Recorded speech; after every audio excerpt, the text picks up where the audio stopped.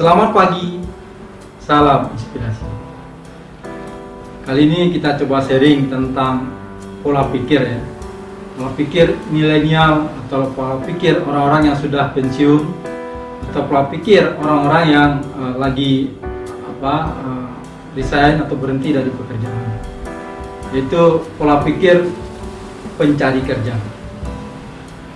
Oleh karenanya kami beri judul jangan mencari kerja, tetapi carilah lahan untuk berkarya.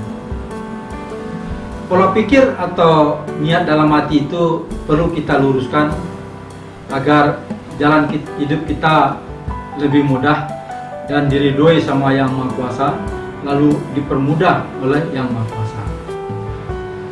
Nah, bicara pencari kerja dengan pencari lahan untuk berkarya, banyak sekali bedanya. Seseorang yang mencari kerja, dia akan memposisikan dirinya meminta agar diberi pekerjaan. Sedangkan orang yang mencari lahan untuk berkarya, dia akan memposisikan dirinya untuk memberi atau untuk berkontribusi dimanapun dia bisa berkontribusi. Lalu yang kedua perbedaannya, seseorang yang mencari kerja, dia akan berpikir untuk berkompetisi dengan orang lain. Dia akan berkompetisi untuk memenuhi syarat di mana tempat dia bisa bekerja. Sedangkan orang yang ingin berkarya, dia akan berpikir bagaimana membangun kompetensi dan kemampuannya untuk dia bisa berkontribusi. Lalu perbedaan yang ketiga, orang yang mencari kerja itu peluangnya sangat sedikit karena lowongan pekerjaan itu jauh lebih sedikit dari orang yang mencari kerja. Sementara orang yang mencari lahan untuk berkarya itu sangat luas ya. Tinggal disesuaikan dengan kemampuan dan bakat yang ada, lalu kita cari peluang untuk kita berkarya. Lalu perbedaan yang keempat dari orang yang mencari pekerjaan adalah orang yang mencari pekerjaan akan fokus apa yang dia dapat.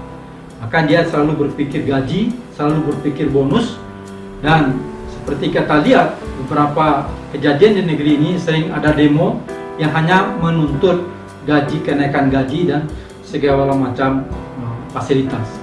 Mereka tidak pernah berpikir apa yang bisa mereka kontribusikan pada tempat mereka bekerja. Lalu perbedaan perbedaan kelima dari orang pencari kerja dengan orang yang ingin berkarya. Orang yang pencari kerja ketika ditolak di mana-mana jiwanya akan kecut. Karena dia meminta, seperti orang meminta lalu tidak diberi, jiwanya akan kecut. Sementara orang yang mencari lahan untuk berkarya, ya dia tidak akan pernah kecut, dia tidak akan pernah kecil hati karena dia menawarkan untuk memberikan sesuatu. Lalu perbedaan terakhir dari orang yang pencari kerja dengan orang yang mencari lahan untuk berkarya. Orang pencari kerja ketika apa yang dia mimpikan, apa yang diharapkan ketika mencari kerja tidak sesuai dengan yang dia dapat setelah bekerja, maka dia biasanya akan kecewa dan berhenti atau resign dan lalu mencari tempat kerja yang lain.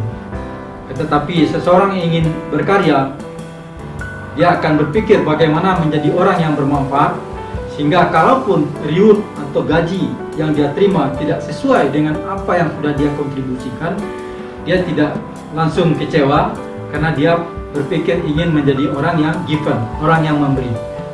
Lalu bicara tentang orang yang mencari lahan untuk berkarya, apa saja yang dibutuhkan? Yang pertama yang dibutuhkan adalah niat tulus. Niat tulus untuk berkarya, untuk menjadi orang yang bermanfaat. Lalu yang ketiga yang dibutuhkan adalah kreatif inovatif. Biasanya kalau kita ingin berbuat sesuatu yang bermanfaat, maka inspirasi kreativitas itu akan muncul dengan sendirinya. Lalu yang ketiga adalah semangat pantang menyerah. Jangan pernah menyerah karena ejekan seseorang, jangan pernah menyerah karena gagal melakukan sesuatu yang bermanfaat, tapi lakukanlah terus dan terus. Seperti halnya Bapak Thomas Alva Edison yang baru sekian ribu kali percobaan baru berhasil menemukan bola lampu listrik. Dan jangan lupa, dengan kita orang yang berbuat yang bermanfaat, orang yang mencari lahan berkarya, maka insya Allah perbaikan masa depan kita akan terjadi dengan sendirinya. Karena ada 3 hal yang bisa mengubah nasib. Yang pertama adalah perbuatan yang bermanfaat atau amal kebaikan, lalu yang kedua adalah doa, lalu yang ketiga adalah sedekah. Demikian sharing kita pada pagi hari ini. Semoga ada manfaatnya. Salam inspirasi.